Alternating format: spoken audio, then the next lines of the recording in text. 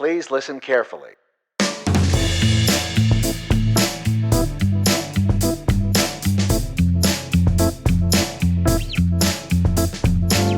Hi and a huge welcome to the show. We've just spent a month in Sydney and I thought I'd share with you some of the costs of visiting or even perhaps living in Sydney, Australia. Firstly, if you want to get around on public transport in Sydney, they have a great bus and train service over there. If you're traveling regularly, you need an Opal card. Now, this is a card that allows you to travel and jump on and off. The daily allowance for that card is around about $15. So if you travel all day, it's a little expensive. I mean, compared to my home city of Melbourne, that seems a little bit high. But a good thing is they do have an option of just using a regular bank card to tap on and tap off of the public transport system. I think it's the first time I've been on a double-decker train. I think so, me too. But do remember, all the information is below this video because you'll need to keep up to date. You might be watching this a month or even a year on from this date. There's a great taxi service in Sydney and I think the flag fare is about $3.60 and another $2 just over per kilometre thereafter. I'll put those details down below also because that's always changing. You can of course get around Sydney on Uber and I'll put the prices up per kilometre links below if you need to see what the updated rates are. Now, if you want to buy your own transportation, say you need a car and you're in Sydney, you can check out carsales.com.au where you can find new and second-hand cars.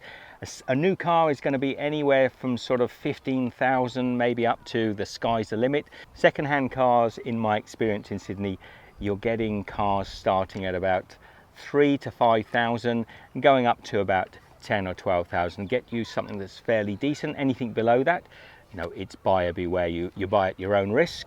A lot of youngsters coming to Australia will buy a car in Sydney, for example, and they can buy them at a fairly low price.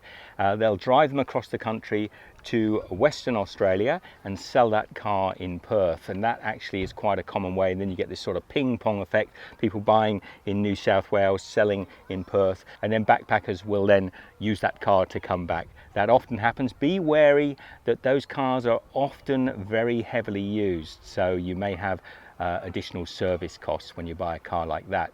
Also be aware when you buy a car second-hand, there is a stamp duty or a further tax you have to pay to the government, and you will have to be responsible for having that car serviced in New South Wales every year.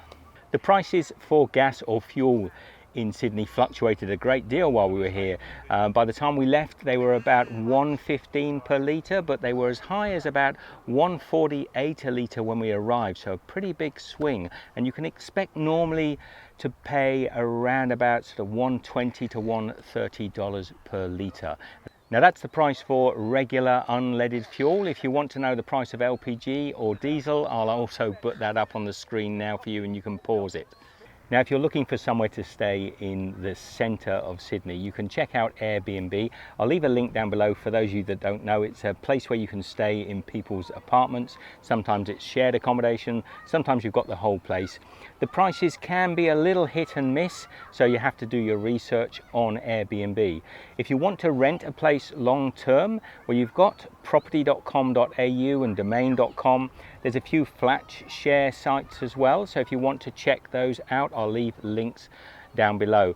The cost of an apartment, if you're flat sharing and you want to have just a room in an apartment, you could be paying anywhere from about $250 to $350 for a shared apartment. On top of that, you're going to have to pay your utility costs and of course your cost of living.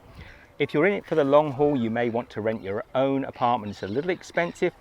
In Sydney, in the CBD, you'd be looking starting prices around about $500 for a 1 or 2 bedroom apartment, and they can go up as high as you like, really. If you move a little further outside the CBD, the Central Business District, there are a lot of really nice suburbs around Sydney, and you can find houses or even apartments in those areas also, and they're a little cheaper. You can start to find properties, let's start again at 2 bedroom, maybe from $350 to $500, but these prices are per week. In Australia, you have to remember any prices you see advertised are per week. So times that by 52, divide it by 12 if you want to work out the monthly rental costs. Now here's a nice easy one that we can work out for you, the cost of eating, and I'll start with something like McDonald's. If you look at a Happy Meal in Sydney, it's about $5.50, and a standard Big Mac meal is around about 10 Australian dollars. So I don't know how that compares to where you are. Maybe you can share your comments down below. If you're like Michelle and I and you love to go out for coffee and cake, coffee is fantastic in Sydney. There are so many cafes. You're going to start at about $3.50 minimum to $4.50 for a cup of coffee, whether that's an espresso, cappuccino, latte. You will have to pay between $6 and $8.50, say, if you want to have some cake with that, or maybe a small sandwich. Eating a meal out, like anywhere in the world, can fluctuate from the very low to the high. I'm going to say that you can get a fairly decent meal in Sydney starting at around about $15. And the sky's the limit again for the cost of eating out in Sydney. Now, if you decide that you need to have a drink with that, and I'm talking about alcoholic drinks here, it gets a little expensive. A glass of beer, and that's a half litre, starts around about $8.50. A glass of wine in a restaurant could easily cost you $7 to $15 for a glass, depending on which area of the market you hit. Now, if unfortunately you're a smoker in Sydney, you are going to find cigarettes pretty expensive. A packet of 20 Marlboro is going to set you back at least $30 for a packet, and most brands are at least between $25 and $30 plus for one packet of cigarettes. So you might want to consider giving up before you come to Australia. Now I'm going to put a little list up here of some standard, regular, everyday groceries so you can compare the cost of where you are. Flies in Australia, they are going to plague you wherever you are. So don't forget your cork hat. There are a number of mobile internet service providers in Australia. The most common ones are Telstra and Optus.